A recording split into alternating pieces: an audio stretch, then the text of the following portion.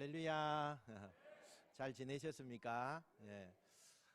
요즘에 날씨가 서늘하고 기도하기에 좋고 또 새벽 기도하기에 좋고 너무나 성경 읽기에 좋은 그런 날씨인 것 같습니다. 여러분들 열심히 신앙적으로 또 뛰어나가시면 좋겠고, 하나님이 여러분에게 그 주시는 축복을 경험하는 귀하고 복된 주간 되시길 축원합니다. 오늘 우리는 출애굽기 17장에 있는 말씀으로 나아가려고 합니다. 지난 시간에 이스라엘 백성들이 광야에서 먹고 마시는 그 문제, 그 양식의 문제를 해결받았다, 그렇게 이야기했습니다. 그리고 난 다음에 먹고 마시는 문제가 해결된 상황에서 또 다른 이야기가 오늘 17장에 시작되어지는데, 우리 17장 1절, 2절 상반절 우리 한번 같이 읽어보겠습니다. 시작. 이스라엘 자손의 온 회중이 여호와의 명령대로 신광야에서 떠나 그 노정대로 행하여 르비딤에 장막을 쳤으나 백성이 마실 물이 없는지라 백성이 모세와 다투어 이르되. 아멘. 지금 이스라엘 백성들이 모세의 인도 아래에 르비딤이다 하는 곳에 도착을 하게 되었습니다. 이곳은 성서학자들에 의하면 굉장히 이곳이 대단한 곳이었습니다. 이곳에는 가장 그 시내산 반도 광야에서 크고 넓은 오아시스가 있는 그런 지역이었습니다. 그러니까 큰 샘이 10개 이상 있는, 그 광야에 샘이 하나 있는 것도 너무 귀한데 10개 이상이 있는 그런 광야고, 또 거기에는 한 4m 정도 쭉 이렇게 나무가스가 있는데 거기에는 한 2만 그루 되는 풍성한 열매를 맺는 대추나무, 야자나무가 있는 그런 곳이었습니다.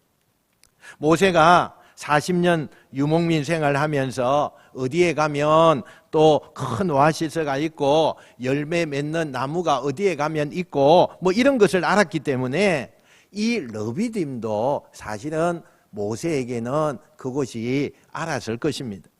그래서 백성들 사이에 목마르다, 힘들다, 어렵다, 언제까지 어디까지 가야 되느냐, 이렇게 불평 불만이 막 쏟아질 때마다 그들에게 격려하면서 조금만 더 가자, 조금만 더 가면 우리가 쉴 수 있는 이런 곳이 나온다, 이렇게 어르고 달래고 그러면서 르비딤에 이스라엘 백성들이 도착을 하게 되었다는 겁니다. 근데 르비딤에 잘 도착을 했는데 도착한 뒤에 어려움이 하나 생깁니다. 보통 우리가 이 중동 지역에 보면 건기와 우기로 나누어집니다. 여기에 보면 참 건기와 우기의 시기가 있는데 우리하고는 정반대입니다. 비가 많이 오고 물이 가장 많을 우기는 11월, 12월 이날이에요. 그리고 거꾸로 모세와 이스라엘 백성들이 르비딤에 도착했을 때는 1년 중에 가장 물이 없는, 정말 건기 중에서도 너무너무 건기인 그때에 도착을 했다는 거예요. 그래서 원래의 큰 샘이 10개 이상 이렇게 있지만 너무 건기 때 왔기 때문에 그 우물이 어떤 때는 물이 없기도 하고 어떤 때는 물이 조금 있기도 하고 어떤 우물은 또 물이 조금 더 있지만 이 200만 명 이상이 되는 이 백성들이 먹기에는 너무나 턱없이 부족했다는 거예요. 그래서 이 물 때문에 다툼이 일어난 거예요. 원망과 불평이 막 일어났어요. 그러면서 싸우기도 하고 결국에는 물이 부족해서 물을 먹지 못하는 사람들이 분노가 나타나고 화가 나타나고, 그래서 말로 할 수 없는 표현을 막 하게 되었다는 거예요. 근데 오늘 성경에 보니까 이스라엘 백성들이 그동안 모세에게 항의하거나 불만을 표기하기는 했지만 오늘 여기에 본문에 보니까 강도가 훨씬 더 센 단어가 등장합니다. 마실 물이 없는데 백성들이 모세와 다퉜다, 이렇게 성경이 이야기해요. 여기에 다퉜다, 이것은 싸웠다는 겁니다. 그전에는 말로 불평하고 투정하고 뭐 이렇게 했다면 17장에 와서는 그 백성들이 화가 나서 이제는 막 싸웠다는 겁니다. 그리고 막 어떻게 했을까요? 폭력을 썼다는 거예요. 말의 강도가 굉장히 세졌다는 거예요. 물론 이스라엘 백성들이 목마르고 힘들었겠죠. 이 이집트에서 떠나서 시간이 점점 길어질수록 육체에 어려움이 많이 생기게 되고 고통이 많이 오게 되었을 거예요. 점점 먹을 것도 없고 물도 떨어지고 광야 생활을 하다 보니까 지치고 육체적인 한계에 도달하게 되면서 별것 아닌 조그마한 일도 크게 화가 나고 불평불만도 조그마하게 할 것도 크게 그냥 소리 지르고 짜증을 내고 그런 행위들이 막 이곳저곳에서 나타나게 된 거예요. 제가 지난 시간에 이런 말씀 드렸습니다. 아무리 힘들어도 사람이 넘으면 안 되는 선이 있다 그랬어요. 그죠? 지난주에 그렇게 했잖아요. 넘으면 안 되는 선이 있어요. 지금 이스라엘 백성들이 힘들다고 해서는 안 될 말, 뭐 다시 내뱉기 시작하면서 넘어야 될 선이 그게 넘어가면 안 되는데 지금 넘어요. 그게 뭐냐? 우리 한번 볼까요? 3절, 7절 하반절 우리 같이 한번 읽어보겠습니다. 시작. 거기서 백성이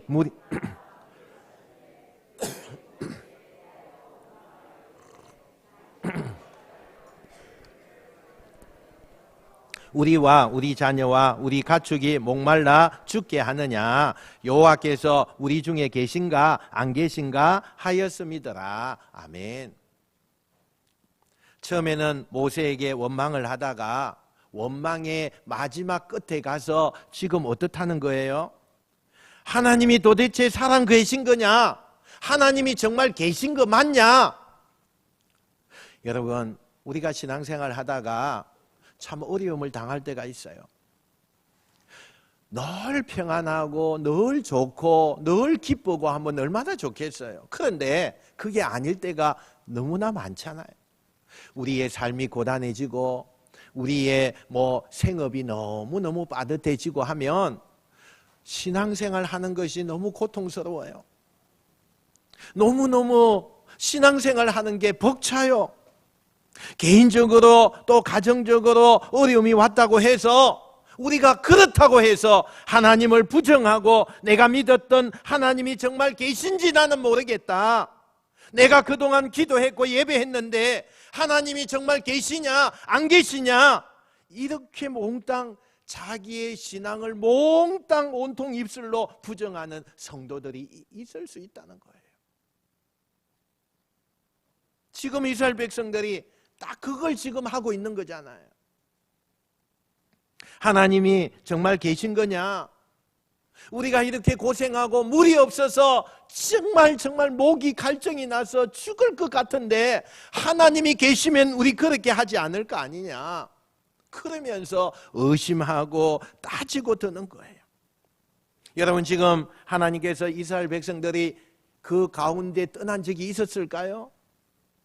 하나님은 매일마다 구름 기둥과 불 기둥으로 늘 이스라엘 백성들과 함께 하셨고 매일 같이 만나를 내려주셨어요. 그런데도 이스라엘 백성들은 뭐라고 해요? 하나님이 우리와 함께 하시는 거 맞냐?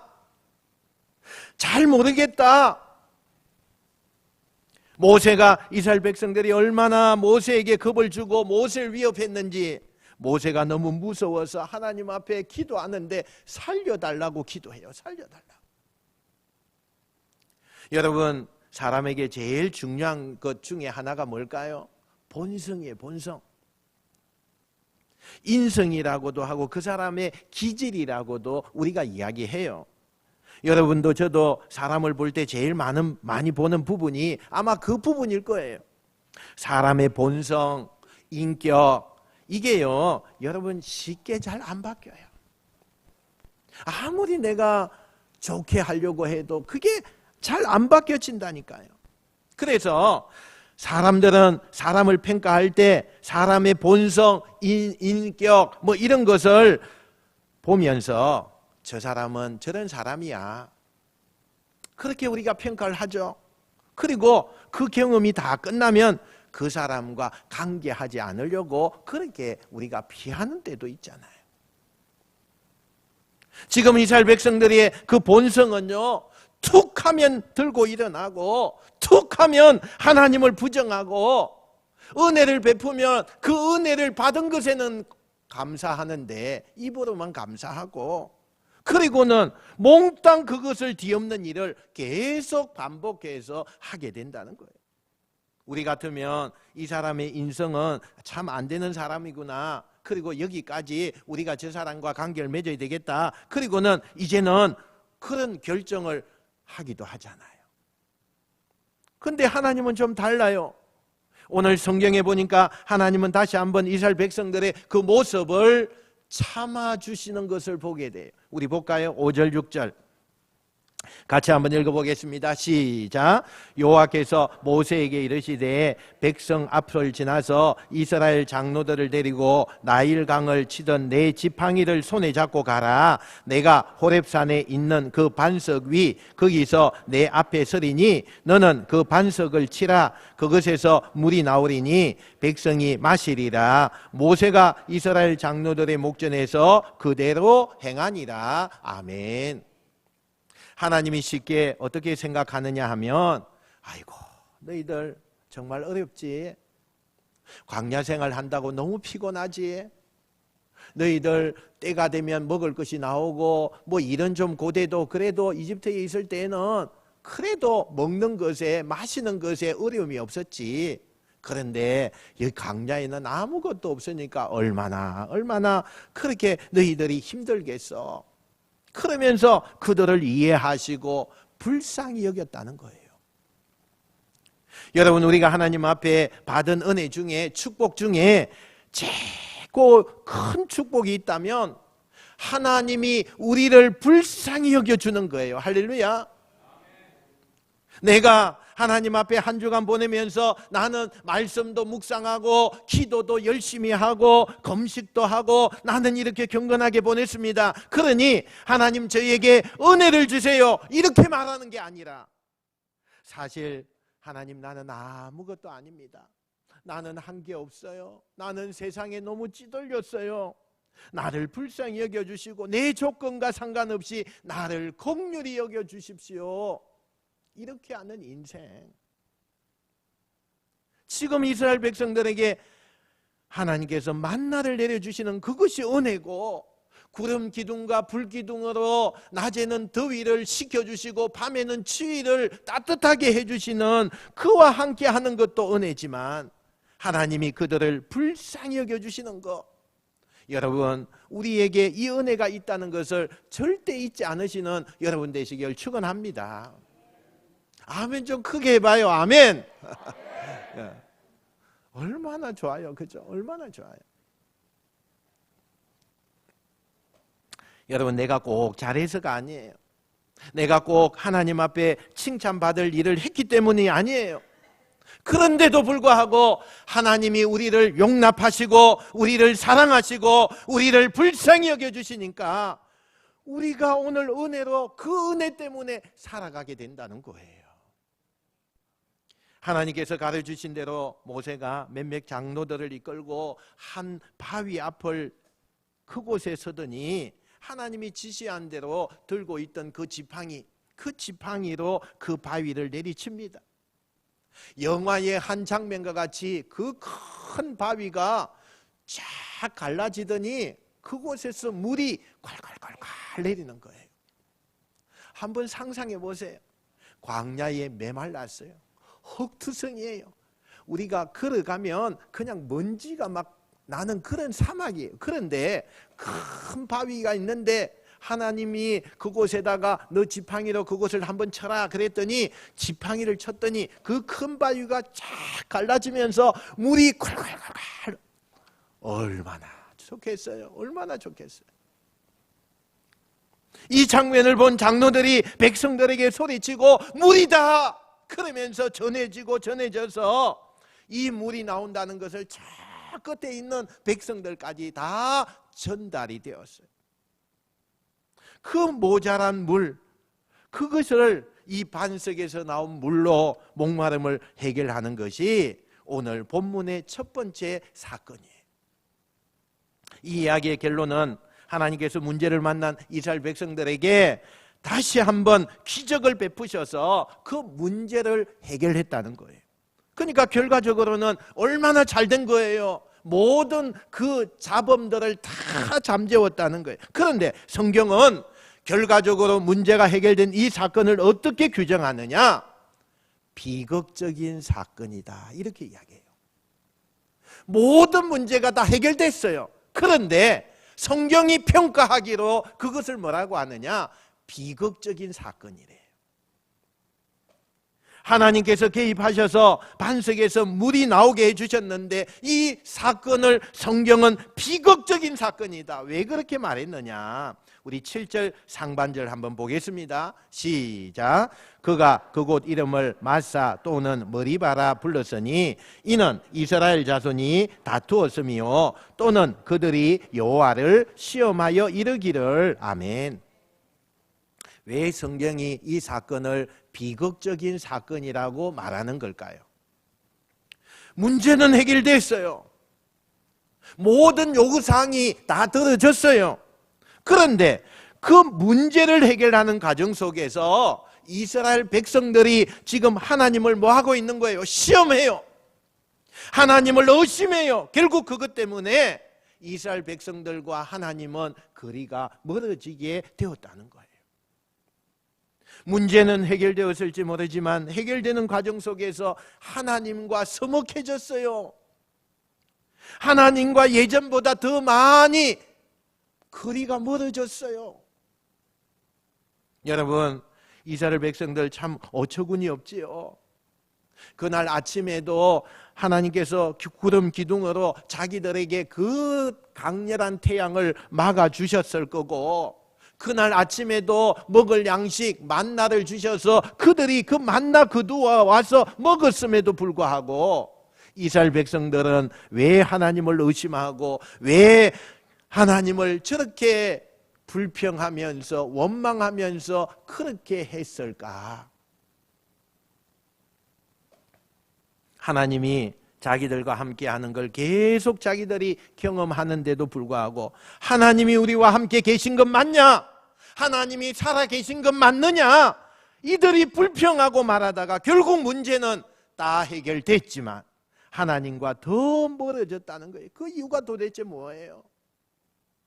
그 이유를 찾으려면 우리가 2절 상반절로 돌아가서 이스라엘 백성들이 모세에게 막 항의하는 그 원망의 말을 우리가 다시 한번 되새겨 봐야 돼요. 뭐라고 이야기하느냐? 우리 2절 상반절 한번 볼까요? 2절. 없어요? 자, 제가 읽어드릴게요. 백성이 모세와 다투어 이르되 우리에게 물을 주어 마시게 하라, 이렇게 했어요. 우리에게 물을 주어 마시게 하라. 이게 도대체 무슨 뜻이에요? 지금 이 사람들은 르비딤에 오기 전에 마라, 우리 지난주에 마라에 있었어요. 그 마라에서 써서 먹을 수 없는 물을 하나님께서 그 물을 단물로 바꾸어 주셔서 그들이 그 물을 다 마시게 하는 기적을 경험했어요. 그 얘기를 하는 거예요. 모세야, 마라에서 하나님이 기적을 베풀어 주셨잖아. 그 써서 다 우리가 복통을 일으키고 배가 아프고 그 물을 다 뱉어냈을 때 하나님께서 단물로 변화시켜 주셔서 그곳의 물이 모든 백성들에게 다 먹을 수 있도록 했잖아. 그때의 기적이 지금도 일어나면 되잖아. 그걸 해봐 라고 이야기하는 거예요. 지금 다시 말하면 하나님께서 그동안 자기들에게 주셨던 그 기적을 감사함으로 받아들이지 아니했다는 거예요. 당연해요. 하나님이 이렇게 주시는 거 당연해요. 그렇게 생각했다는 거예요. 하나님이 주신 기적, 이적, 은혜 너무나 당연하게 그들이 받는 거예요. 이거 너무 당연한 거잖아. 여러분, 그 기적이 나에게 내려지지 않으면요, 그들은요 불평이 먼저 나왔어요. 영적인 매너리즘에 이스라엘 백성들이 다 빠져 있다는 거예요. 여러분, 영적 매너리즘, 여기에 빠져있는 이스라엘 백성들, 어쩌다가 이렇게 된 걸까요? 이 사람들이 왜 이렇게 되었을까요? 이 사람들도 처음에는 하나님의 은혜, 그 은혜를 받을 때 감격하고 그 은혜가 너무 좋아서 하나님 너무 감사해요, 이렇게 하나님 앞에 반응했던 사람들이에요. 하나님께서 기적을 베풀었을 때에 그 기적 앞에 놀라워하고 그 기적을 주실 때마다 너무너무 감사했어요. 구름 기둥과 불 기둥, 이것이 하나님 앞에서 허락되어질 때에 그들은 하나님의 능력 앞에 너무나 놀라워했어요. 홍해를 가르고 이집트 군인들이 거기에 매몰될 때에도 그들이 기뻐하면서 얼마나 춤을 추면서 즐거워했는지 몰라요. 마라에서 썬물을 단물로 바꿔주실 때도 하나님 너무 감사해요, 우리의 갈증이 다 해소되었어요, 그러면서 막 감사했고, 만나를 내릴 때에도, 메추라기를 내릴 때에도 그들은 너무 신기해서 하나님 앞에 감사했어요. 그런데 이런 기적들이 계속 되다 보니까, 특히 만나와 구름 기둥과 불 기둥 일상이 되다 보니까 사람들은 이게 기적처럼 느끼지 않는 거예요. 이게 날마다 지속되어지니까 처음에 있었던 감사와 신기함과 그리고 놀라움이 다 사라지고, 지금은 내가 하나님이 주시는 이 기적도 너무나 당연하다, 이렇게 마음이 여겨져 버린 거예요. 만나, 이거 당연한 거야, 우리가 먹고 살아야지. 또 구름 기둥, 불 기둥 너무나 당연한 거고, 근데 지금 내가 어려움을 당할 때 하나님이 기적을 베푸시는 게 그게 은혜가 되는데, 이걸 당연하게 하다고 그들이 생각하니까 조금만 다른 불편함이 나타나면 불평이 오게 되고 원망이 나타나게 되고, 모세를 죽일 듯이 그렇게 그들이 큰 소리로 왜곡된 이야기를 하게 되는 그런 이야기가 되어질 수밖에 없었다는 거예요. 이게 저만이 가지고 있는 매너리즘일까요? 지금 예배 드리는 분 가운데 처음에는 찬송만 불러도 눈에서 눈물이 그냥 걸성걸성하고, 그 찬송이 얼마나 감사하고 감격인지 그랬던 분이 있어요. 그런데 어느 순간 아무리 찬송을 불러도 내 마음이 무덤덤덤하는 사람들, 여러분 처음에 집사가 되고 권사가 되고 장로가 되었을 때에, 내가 이 직분에 내가 너무 감사하다, 그 직분 앞에 내가 부끄럽지 않게 살아야지, 그러면서 늘 깨어있고 모범이 돼야지, 내가 정말 하나님을 위해서 죽도록 충성해야지, 그렇게 결단하며 감격했던 여러분이 시간이 지나갈수록 그게 무뎌져 버렸어요.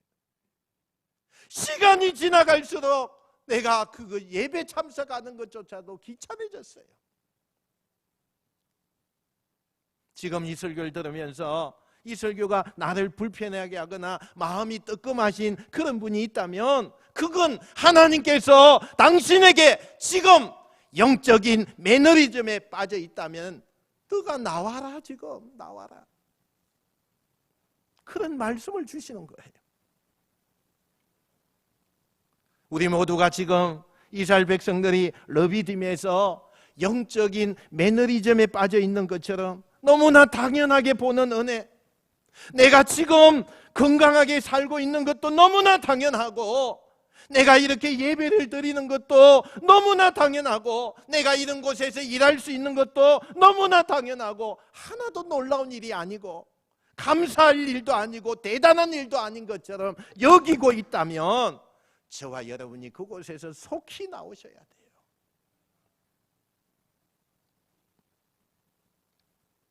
오늘 이 말씀을 손에 붙잡고 거기서 빠져나오는 여러분 되시길 축원합니다. 반석에서 물이 나오자 백성들이 환호성을 지르고 모두가 다 물을 마시고 이제 좀 여유를 가지고 쉬는 거예요. 그런데 저 뒤에서 누가 한 사람이 달려옵니다. 그리고 다급하게 보고하는 거예요. 큰일 났습니다. 큰일 났습니다. 우리의 저 행렬 뒤쪽에 저기에는 연약한 사람들, 아녀자들, 노인들, 힘없는 동물들이 그곳에 있는데 그것을 기습하고 죽이고 약탈하고 있습니다. 지금 저 뒤쪽에 이스라엘 행렬 저 뒤쪽에서 그들은 지금 죽어가고 있고 그들은 지금 약탈을 당하고 있다는 거예요. 그 약탈하고 있는 그 족속이 누구냐? 아말렉 족속이었어요. 이 아말렉 족속은 광야 남쪽 지역에서 떠놀면서 광야를 지나가는 사람들, 약탈하는 사람들이에요. 그것을 가지고 먹고 사는 사람들이에요. 그러니까 부족들을 기습 공격을 해서 약탈하고 강도질하고 그러면서 살아남은 부족이 누구냐? 아말렉이에요. 아말렉이. 그러니까 이 사람들은 호전적인 사람들이고 싸움을 잘하고 또 잔인한 사람들이에요. 그런데 이스라엘 백성들은 성격상 온유한 사람들이에요. 싸울 줄 몰라요. 전쟁을 한 번도 해본 적이 없어요. 머리 숫자는 굉장히 많지만 군대 훈련을 받아본 적도 없고 전쟁을 해본 적도 없는 사람들이에요. 무기가 어떻게 다뤄야 되고 몰라요. 그들은 사실은 오합지졸이죠. 그런데 적들이 우리를 죽이려고 달려드니까 할 수 없이 살려고 싸워야 되잖아요. 살려고 내가 살아야 되니까. 그 이스라엘 백성들이 싸울 줄 모르고 싸움의 초보자들이 싸움의 대가와 지금 전쟁을 붙게 되었다는 거예요. 이 장면에서 여러분 왜 하나님께서 러비딤에서 목마른 그 백성들에게 반석에서 물을 나게 하셔서 물을 주셨음에도 불구하고 왜 요 시점에서 지금 요 시점에서 또 다른 어려움의 위기를 맞게 하신 걸까? 왜 하필이면 요 때에 아말렉의 공격을 받게 하시는 걸까? 여기에는 굉장히 중요한 의미가 담겨져 있어요. 지금 러비딤에서 얼마 전까지 이스라엘 백성들은 하나님 앞에 막 싸우다시피 거의 막가파식으로 그냥 물을 달라고 막 떼는 소리도 하고 안 되는 소리도 하면서 하나님 앞에 대들고 심지어는 하면 안 되는 소리까지 하면서 자기의 요구를 결국에는 간철시켰지요. 그래서 자기들이 필요한 것을 먹고 마시는 문제를 해결했어요.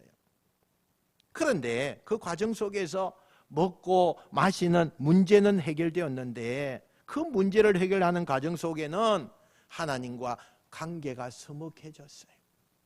더 하나님과 멀어진 거예요. 그리고 나서 더 큰 문제를 만나는 거예요. 먹고 사는 문제가 해결되면 될 줄 알았는데 먹고 사는 문제가 해결되었는데도 하나님과 더 거리가 멀어지게 되고 그러다 보니까 자기들에게는 더 감당할 수 없는 큰 문제를 만나게 되더라는 거예요. 여러분, 우리가 살면서 먹고 사는 문제 중요합니다. 직장을 다니고 일을 하고 또 내가 사업을 하고 장사를 하는 거요. 너무 중요해요. 그런데 먹고 사는 문제에 너무 매달리다 보니 그 문제는 해결됐는지는 모르겠지만 더 큰 문제가 우리에게 온다는 거예요, 여러분.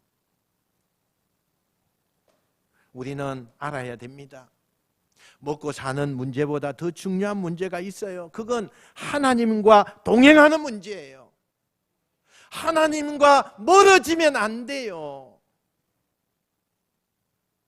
여러분, 이 문제가 나한테 너무 중요해서 이 먹고 사는 문제를 해결해야 되기 때문에 내가 여기에 매달리다 보니까 주일 성수도 없어지고 11조의 은혜도 없어지고 하나님 앞에 예배 드리는 것조차도 없어지고 하나님 앞에 내 사명을 감당하지 못하면 먹고 사는 문제, 여러분 더 여유롭게 사는 그 문제 해결될 수 있을지 모르지만 하나님과 동행하지 못하고 하나님과 그 모든 문제의 근원이 멀어지게 되면 먹고 사는 문제보다 더 큰 문제가 우리 앞에 온다는 거예요.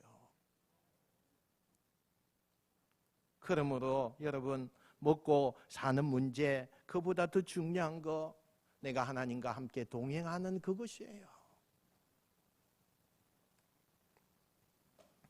이게 가장 큰 은혜입니다. 빈들이나 초막이나 궁궐이나 하나님이 함께 하시면요, 크기가 그게 하늘나라예요. 지금 아말렉과의 전쟁은 이스라엘이 원해서 전쟁을 지금 하는 게 아니잖아요.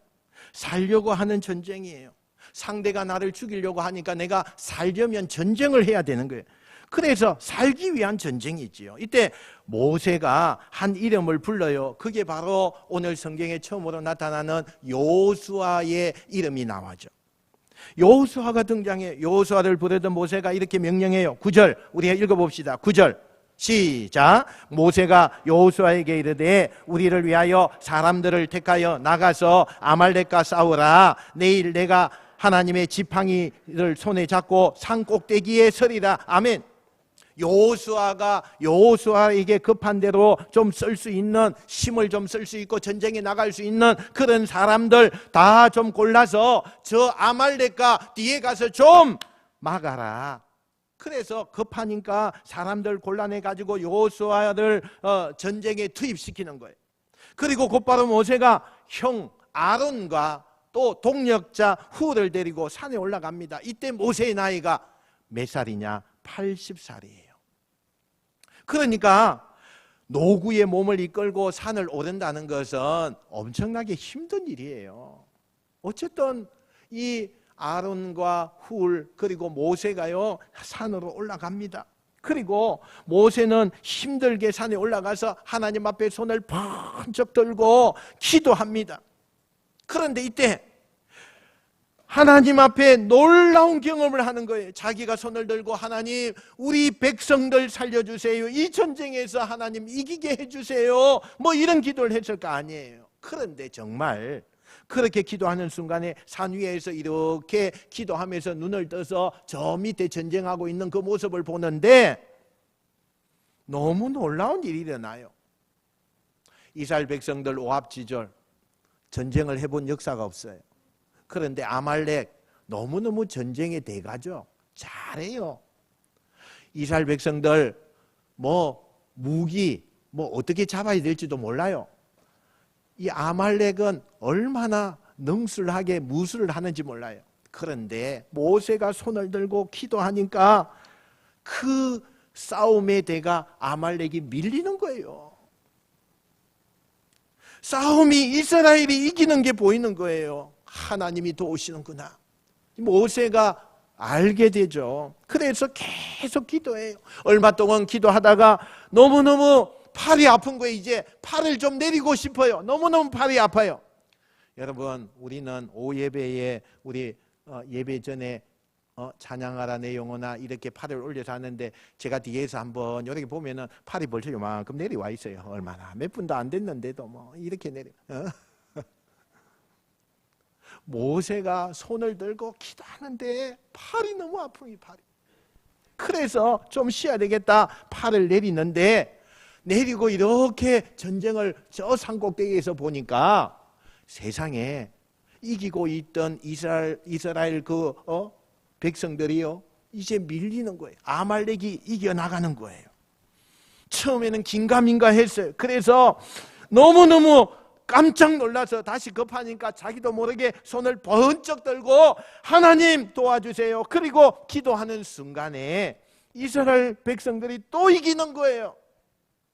그때부터 이 모세가 느낀 거죠. 기도해야 되는구나. 그래서 필사적으로 팔을 들고 기도하기 시작해요. 근데 여러분 80이에요. 80. 80이에요. 80 노인이 모세가 한계가 오지요. 얼마나 손들고 있겠어요. 그래서 팔을 올리고 싶지만은 지쳐서 나도 모르게 손이 점점 팔이 내려와요. 생각은 두 손을 지금 들고 싶어요. 그런데 내 몸은 따라주지 않으니까 점점 손이 내려와요. 팔이 내려오는 거예요. 내 기도에 팔이 떨어지면 전쟁이 질 텐데 어떻게 하지 그러면서 걱정하고 어쩔 줄 모르고 있는 이 상황에서 옆에 있던 아론과 훌이 기가 막힌 아이디어를 하나 내는 거예요. 그게 뭘까요? 이 모세를 큰 돌에다가 앉혀요. 그리고는 양옆에서 아론과 훌이 모세의 팔을 대신 붙잡아서 올려주는 거예요. 할렐루야.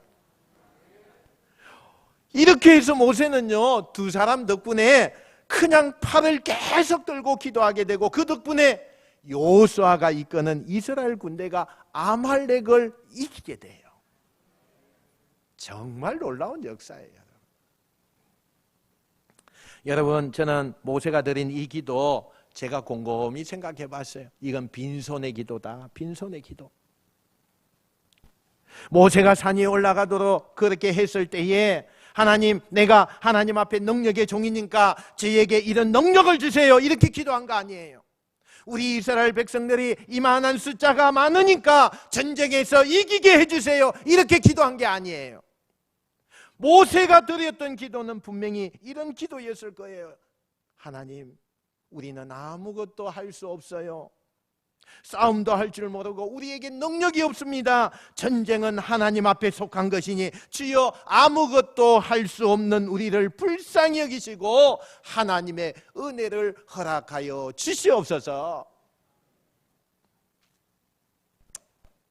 무슨 조건으로, 능력으로 기도한 게 아니고 나는 아무것도 할 수 없는 사람입니다. 주님, 우리는 아무것도 할 수 없습니다. 우리에게 힘이 없습니다. 우리에게 아무 능력이 없습니다. 오직 하나님의 은혜만이 이 모든 것을 할 수 있습니다. 그 순수한 기도, 가장 인간의 연약함으로 드리는 이 기도, 그게 빈손의 기도였다는 거예요. 오늘 저는 우리 그리스도인들에게 이 빈손의 기도가 꼭 드려져야 된다고 생각해요. 우리가 기도를 드리면서 손은 여전히 뭔가를 붙들고 하나님, 이만큼은 빼놓을 수 없습니다. 하나님, 이것만큼은 내려놓을 수 없습니까? 없습니다. 이렇게 우리는 기도하잖아요. 우리 계획을 이야기한다고 하지만 그 속에는 우리의 집착과 욕심과 그런 것으로 하나님 앞에 이것만큼은 안 됩니다. 이것만큼은 제가 지키게 해주세요. 이것만큼은 내려놓을 수 없어요. 여러분, 이게 무슨 빈손의 기도입니까? 빈손은 아무것도 없는 거예요. 하나님, 나를 살려주시는 것만 감사하고 주님 뜻대로 내가 하겠습니다. 주님 마음대로 하십시오. 나는 아무것도 할 수 없습니다. 이게 빈손의 기도라는 거예요, 여러분. 만약에 모세가 무슨 조건으로 그 손을 가지고 있었거나 자기의 생각을 그 손에 가지고 기도했다면 그는 빈손의 기도가 되지 않았을 거예요. 우리에게 하나님이 원하시는 것은 빈손의 기도를 원하신다는 것을 믿으시길 축원합니다. 오늘 설교를 마치면서 제가 오늘 마지막 성경에 나오는 이 이야기를 여러분에게 들려드리고 싶어요. 모세가 이제 승리하고 산에서 내려옵니다. 전쟁도 이겼으니까 아마 모세도 얼마나 마음이 기뻤을까요? 또 육신적으로 얼마나 지쳐 있을까요? 80이에요, 80. 그런데 좀 쉬어야 되는데 모세는 내려오자마자 쉬지 않고 두 가지를 합니다. 여호수아에게 제일 먼저 오늘 이 사건을 기록하고 꼭 기억해라. 두 번째, 이 전쟁에서 우리를 이기게 하신 하나님 앞에 감사 예배를 드리자. 그래서 그 자리에서 단을 쌓고 예배를 드립니다. 그리고 나서 그 단에 이름을 지어요. 오늘 우리가 읽었던데 그 본문에 보니까 여호와 니시 이렇게 이름을 지어요. 하나님이 우리를 승리하게 하셨다, 하나님의 승리의 깃발이다, 이런 이름을 붙여서 예배를 드려요. 여러분, 여러분에게 여호와 니시의 축복이 있게 되기를 축원합니다. 무슨 일을 만나도 하나님이 우리를 이기게 하시고 승리의 깃발을 꽂는 여러분 되시기를 주님의 이름으로 축원드립니다. 하나님의 자녀에게는 그런 특권이 있는 거예요.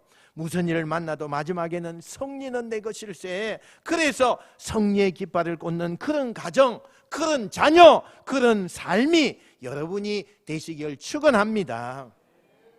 여러분, 어떤 사람이 여호와 니시의 기적을 경험합니까? 깃발 아래 모이는 거예요. 하나님의 이름 앞에 모이는 거예요. 주일이면 예배 드리는 그곳에 내가 가는 거예요. 찬양 소리가 있는 곳에 내가 가는 것이고, 여호와 하나님 그 예수 그리스도의 피 묻은 십자가 앞에 모일 때, 거기에 엎드릴 때, 그때에 승리의 깃발 아래 내가 멈추어 섰을 때에 여호와 니시의 축복이 임하는 줄로 믿습니다. 세상의 깃발, 명성의 깃발, 사람의 깃발 앞에 가서 엎드려지는 것이 아니라 여호와의 하나님의 깃발 아래 엎드릴 때 저와 여러분이 성경에 등장하는 여호와 니시의 승리의 복을 받으실 줄로 믿습니다. 사랑하는 성도 여러분, 아말렉은요 여러분에게 징계나 저주나 재난이 아니에요. 또 다른 은혜를 주시려는 하나님의 준비하심이에요.